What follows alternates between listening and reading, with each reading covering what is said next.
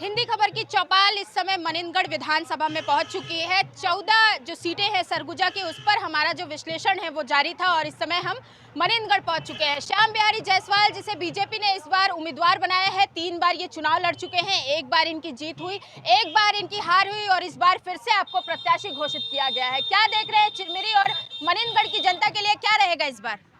देखिए, जनता ने बहुत पहले ही मन बना लिया था भारतीय जनता पार्टी को जिताने का। और चूंकि मैं लगातार पिछले 15 सालों से क्षेत्र की जनता में चुनाव जीतने पर भी और चुनाव हारने पर भी सतत रूप से उनके संपर्क में था और क्षेत्र की जनता चाहती थी कि भारतीय जनता पार्टी से विधायक के रूप में मैं पुनः चुन कर आऊँ। और अभी जो लोगों का उत्साह है, जो जन सैलाब है, केवल मैं अकेले प्रचार में निकलता हूँ और जब समापन के समय होते होते 200, 250, 300 की संख्या में एक एक मोहल्ले में इकट्ठे हो जाते हैं लोग, जो ऐसा लगता है कि लोग हृदय से भारतीय जनता पार्टी को जिताना चाह रहे हैं और लोग मुझे बेहद मन लगाकर आशीर्वाद दे रहे हैं। वॉक ओवर तो नहीं मिल गया है कहीं, क्योंकि विनय जायसवाल जी इस बार नहीं है, उनकी जगह रमेश सिंह जी को टिकट दी गई है, तो ऐसा कह रहे हैं कि श्याम बिहारी जी को वॉक ओवर दे दिया गया है। नहीं, वॉक ओवर की स्थिति मैं नहीं मानता। विनय जायसवाल भी लड़ते तो हम तो उनके हिसाब से तैयारी किए थे, लेकिन उनकी पार्टी ने उनके टिकट काट दिया। तो चूंकि कांग्रेस से हमारी लड़ाई हो रही है, किसी व्यक्ति से हमको कोई विशेष वो नहीं है, चूंकि हम विश्व की सबसे बड़ी पार्टी हैं और कोई भी व्यक्ति लड़ता उसके लिए हम तैयार थे। और अभी वॉक ओवर नहीं कहा जा सकता, क्योंकि युद्ध में जो है कभी भी जो सामने का दल है उसको छोटा नहीं समझना चाहिए। हम लोग पूरी तरह से चुनाव गंभीरता से लड़ रहे हैं।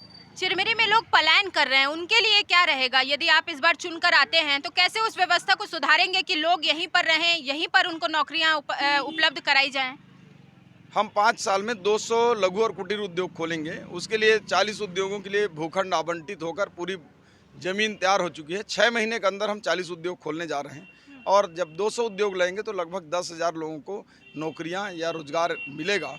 उसके साथ नागपुर चिरमिरी रेलवे हाल्ट को जोड़कर एक बड़ा रेलवे स्टेशन जो 241 करोड़ का हमने पास कराया था और आज तक राज्य सरकार उसमें 50% अंश नहीं दी है, उसको 6 महीने के अंदर पूरा करेंगे।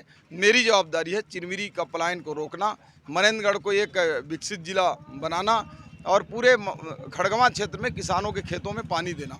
ये 3 क्षेत्र हैं, तीनों थीम को लेकर चल रहा हूँ।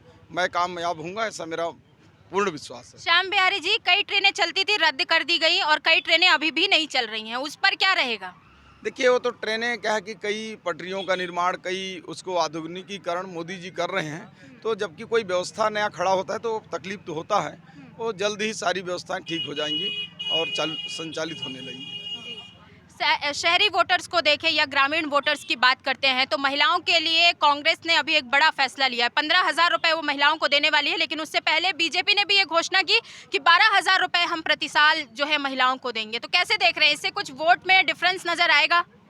निश्चित रूप से वोट में डिफरेंस तो आएगा, तो लेकिन इसका फायदा किसे होगा सर? बीजेपी को होगा कि कांग्रेस को होगा? भारतीय जनता पार्टी होगा, क्योंकि जनता जानती है कांग्रेस झूठा वादा करती है। 2500 पिछले बार बेरोजगारी भत्ता बोला था, उन्होंने कहाँ दिया? 1,000 पेंशन कहाँ दिया?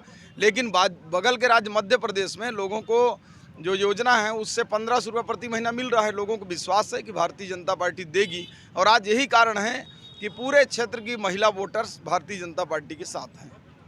सर, 5 सालों में क्या देख पा रहे हैं कि कांग्रेस यहाँ सत्ता में भी थी, सरकार में भी थी, लेकिन ऐसे कौन से काम हैं जो छत्तीसगढ़ के मनिंदगढ़ विधानसभा में नहीं हो पाए और यदि इस बार आप जीत कर आते हैं तो उन कामों को रफ्तार मिलेगी? मनिंदगढ़ विधानसभा में कोई काम नहीं हुआ, सिर्फ जिला बनाने के लिए कागज में स्वीकृति मिल गई। उसी हमारे बनाए हुए भवन में अभी भी संचालित हो रहा है, स्टाफ भी नहीं है, ना कोई इंफ्रास्ट्रक्चर डेवलप है। ये सरकार कुछ नहीं कर सकती है। कोई एक पुल पुलिया, सड़क, बिजली, स्कूल कुछ भी नहीं बना। हम जो है आने वाले समय में मनिंदगढ़ विधानसभा की पूरी एक विकसित विधानसभा के रूप में बनाएंगे, पूर्ण विकसित जिला बनाएंगे। मुख्यमंत्री जी ने कल घोषणा की है कि बैकुंठपुर को संभाग बनाया जाएगा, कैसे देख रहे हैं?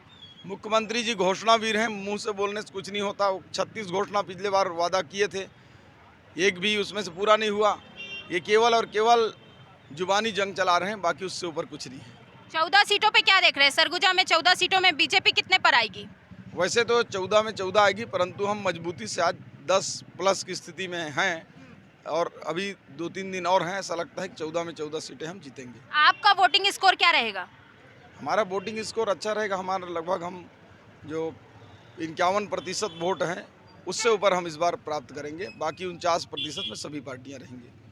तो ये थे श्याम बिहारी जायसवाल जी जो कह रहे हैं कि 51% से ज़्यादा की जो वोटिंग है उससे ये इस बार जो चुनाव है वो जीतेंगे। अब देखना ये होगा कि 3 दिसंबर को जब रिजल्ट आते हैं तो उसमें भारतीय जनता पार्टी की स्थिति क्या होती है और कितने वोटों से इस बार भारतीय जनता पार्टी अपनी सरकार बनाती है। निशा द्विवेदी, हिंदी खबर, चिरमिरी।